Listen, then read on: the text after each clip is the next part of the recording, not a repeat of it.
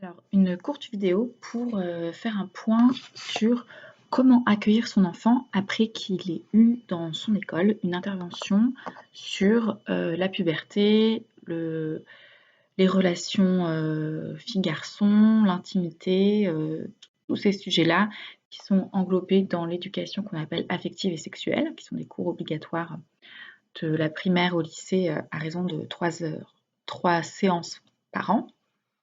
Donc ça peut être dans la vie de parents, c'est des choses que vous allez en général beaucoup rencontrer. Donc comment l'accueillir? Alors déjà, ça va dépendre en fait aussi de votre enfant.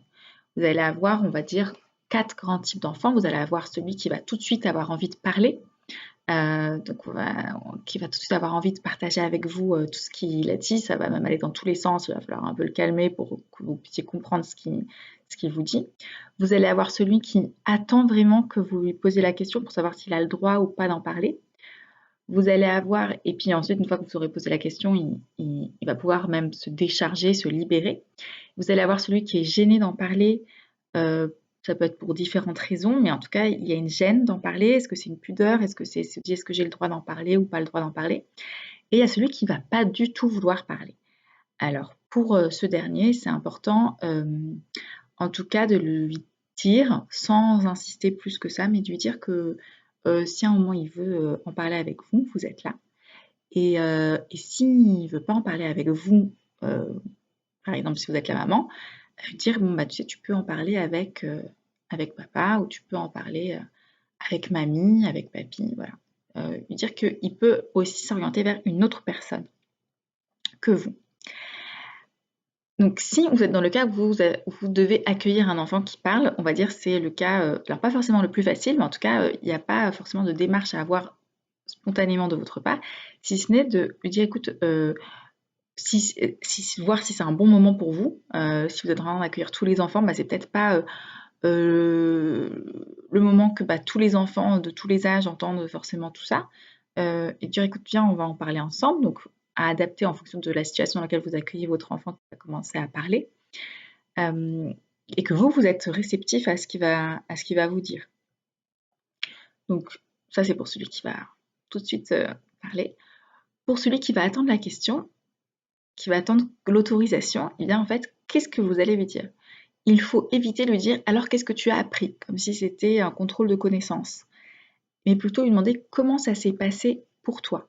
Donc, comment il s'est senti, vraiment aller sur comment il s'est senti et sans chercher à forcément savoir ce qui a été dit.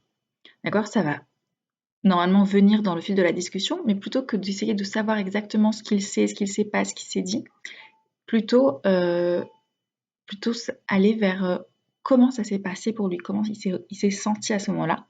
Pour celui qui est gêné, vous allez pouvoir le rassurer, dire que on peut en reparler une autre fois, que,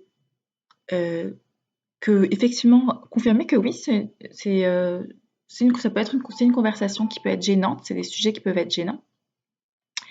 Et ce qui est pour celui qui ne va pas vouloir en parler, donc comme je l'ai dit précédemment, ne pas pousser plus que ça. Mais en tout cas, quel que soit le type d'enfant, vraiment se focaliser sur comment il s'est senti à ce moment-là, plutôt que de chercher à savoir exactement ce qui s'est dit.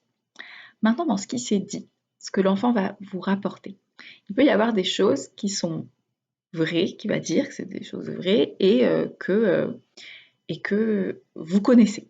Par exemple, vous savez que les règles, c'est du sang. D'accord? Il dit, ah voilà, j'ai appris que les règles, en fait, c'était du sang. Ok. Donc ça, c'est vrai, vous le savez. Il peut vous dire des choses vraies que vous ne savez pas. Ah, j'ai appris que ça s'appelait comme ça, exact, un mot précis d'anatomie, par exemple, et vous ne le saviez pas. Alors, vous n'êtes pas obligé de le dire, mais c'est bien si vous vous rendez compte que votre enfant, il va avoir accès à des connaissances que vous n'avez pas, d'aller vous renseigner par vous-même. Vous pouvez aussi le dire, ah bah je ne savais pas, ah c'est intéressant, mais vous n'êtes pas obligé de dire à votre enfant que vous ne le savez pas. En tout cas, ça serait bien d'aller se renseigner pour que vous puissiez pouvoir avoir les mêmes mots que lui. Et enfin, s'il peut vous dire des choses qui sont fausses. Alors, ces choses qui sont fausses, ça peut être deux choses. Soit c'est une incompréhension de sa part de ce qui a été dit.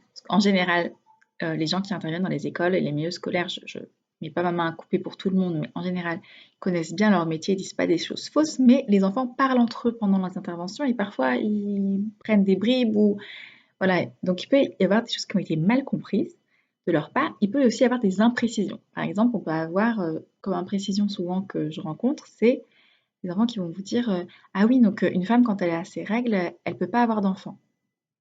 Et on peut vite comprendre, ah ben en fait, l'enfant a compris que quand qu'une femme qui a ses règles, elle est stérile.